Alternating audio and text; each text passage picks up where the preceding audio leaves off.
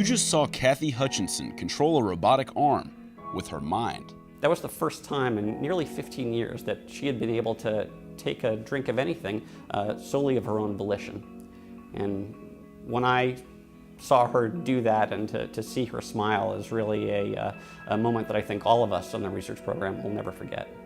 After suffering a brainstem stroke, Kathy had no functional use of her arms or legs.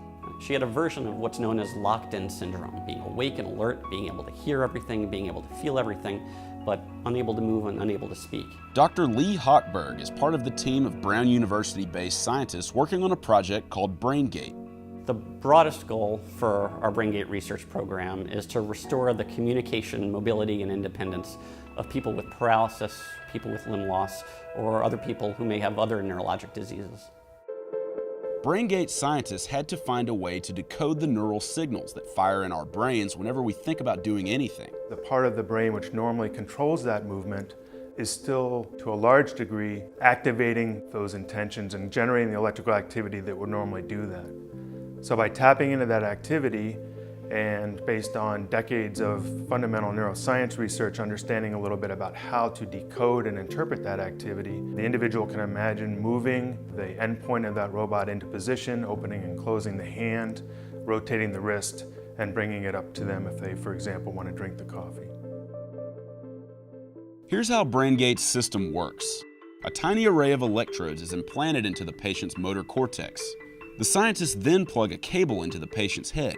The cable is connected to a computer that analyzes the neural signals. This information is then relayed to the robotic arm. 3 years after Kathy's demonstration, the robotic technology has become more streamlined. This demo used recorded neural signals to make the robotic arm perform basic functions, but there's still more to be done. Today's technology in many ways is like the technology of cardiac pacemakers decades ago. The original cardiac pacemakers had wires coming out of the chest. The people who were using them were pushing a cart in front of them, and eventually, for good reason, those wires could no longer be coming through the chest. It needed to become a fully implanted device.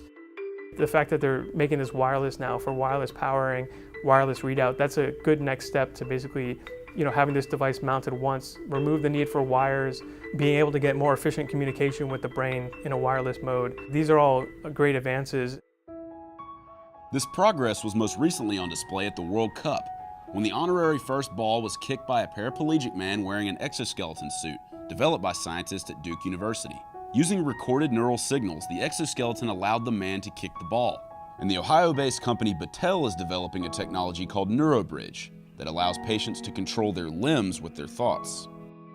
With many such breakthroughs, costs are an issue. The current version of BrainGate's system, for example, costs a few $100,000, a price the company expects to bring down over time. All of our goal is to develop a technology that works within our healthcare system, which means that it's reimbursable. A fancy technology that's too expensive is not one that is going to be readily adopted.